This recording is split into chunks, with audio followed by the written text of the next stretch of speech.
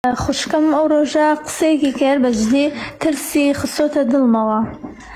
ئەڵێ چۆن یان ئێستا قەڵەڕەشی دەنگ سووری قاچ سوور چەندێک دەگمەنە لەو دنیا ئافرەت ئەوە بە دەگمەنەیە چێتە بەهەشتەوە. واللهی تر خۆی نازای چۆنە ئافرەت پێغەمبەر فەرمێ صلی الله عليه وسلم زۆربەی هەرە زۆری ئافرەتم بینی لە جەهەنەما بوو ئەسووتێندران. یەک لەو پرسیاریان کرد فەرمیان بۆچی؟ فەرمووی فەئینەهن یەکفورن العەشیر. یەک لەو شتانەی کەوا ئەبێتە هۆکاری چوونە دۆزەخی ئافرەتان یەکفورن العەشیر. یەکفورن العەشیر یعنی چی؟ یعنی تۆ چەندە چاکەی لەگەڵا بکە ئەگەر یەک جار چاکەت لەگەڵیان نەکرد یەک جار خراپەت لەگەڵیا کرد ئەو هەموو ئەو چاکەیەت سفرەکاتەوە. یعنی ئەوە یەکێکە لەوەی کەوا یەکێکە لەو هۆکارانی کەوا ئافرەت پێچێتە دۆزەخ. بۆیە سەیری ئەم فەسادەی کەوا لەسەر ئەرزا بڵاوبووەتەوە لەسەر ئەرزا بڵاوبووەتەوە. یعنی ئەگەر ئێستا ئەو زانکۆیانی ئێمە ئەگەر ئافرەت بۆ خۆی ڕێگە بۆ پیا و بۆ کوڕ خۆش نەکات کەس ئەتوانێت لە بن دیوار و ئەو چەترانە دابنیشێ و لە بن لە ژێر ئەو دارانە دابنیشێ خەریکی کەپڵ و دڵداری و بەزم و ڕەزم بێ. ئەگەر ئەو ئافرەتانە خۆیان داپۆشن بە شێوازێکی شەرعی بڕۆن دەوام بکەن بە شێوازێکی شەرعی لە بازاڕە ڕێ بکەن بە شێوازێکی شەرعی لە هۆڵەکانە لەو شوێنە گشتیانی کەوا ئافرەت و پیا و تێکەڵە پیا و تووشی خەڵک تووشی خراپە بێت تووشی خراپە نابێت.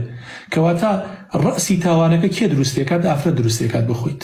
ڕەسی تاوانەکە زینا چیە هۆکارە؟ بۆچی خوای گەورە کاتێ باسی زینامان بۆ کاتە فەرمێ ئەزانیەت وەزانی ئافرەتەکە ئافرەتی زیناکار و پیاوی زیناکار. بەڵام لەولا بۆ دزەکە ئەڵێ چی؟ ئەساریق وەساریقەت. ئەها ئەساریق لێرە پیاوی پێشخستووە لەبەر ئەوە دزی پێویستی بە چیە؟ پێویستی بە هێز و توانایە. بۆیە سەرەتا باسی دزی پیاوی کردووە ئەنجا دزی ئافرەتی کردووە. ئەگەر ئافرەت خۆی ڕێگە خۆش نەکات ئافرەت خۆی بانگی پیاو نەکا هیچ کەسێک ئەتوانێ بڕوات ئافرەتی ڕوتەوەکە و تەعەدای لێکات و زینای لەگەڵا بکات؟ ها؟ هەمووی ئەم ڕێگانە چیە خۆشی کردووە؟ کشە شیرینەکەم ئافرەت خۆشی کردووە. هەر هەمووی ئافرەت خۆشی کردووە. بۆیە مەزدەری تاوان و گوناهن. بۆیە زۆربەی هەرە زۆری ئافرەت جەهەنمی. وەڵای مامۆستا من هەر شتێکم کرد بێ لە پێنا خۆیان کردومە ئەزانم نانە مامۆستازانم خۆم لە زۆر شت پاراستووە لەبەر خوای گەورە ئەنجاڵم چی شتێک بکەم زیاتر لە خوای گەورە نزیکمەوە. من یەک نمونەهێنمەوە. یعنی ئێستا هەرچی ئافرەت هەیە وەرە خوتبەی سەد جومعە تایبەتەکەین ئەڵین برۆ هەڵگرتن حرامە لە 100,000 هەزاری بە قسە دەکات؟ بە قسەت ناکات. وەرە 100تانێ چەند ساڵە هاوارەکەین بۆ خاتری خوا لە چک بدەنە سەرتانە ببنە باڵا پۆش لەخوا بترسن کێ بە قسە دەکات؟ هیچ بە قسەت ناکات. 100 جا هاوار ئەەکەی بۆ خاتری خوا ڕەش بەڵک هەڵپەڕکێ تێکەڵی ئەمە حرامە کورە نەفرەتی لەسرە کورە بمری ڕسوا ئەبی بمری وەڵا خوا ئەتکاتە جەهەنمەوە. وەڵا ئافرەت ئەوەی بادان و ڕقسەکەی ئەو ئەیکات هیچ کەسێک نایکا. بڕۆ هۆڵەکان ئەگەر هەر هەمووی پیاوی کێ هەڵەپەڕێ؟ ها ئەوە گشتی ئەو فەسادەی کێ دروستی کردووە؟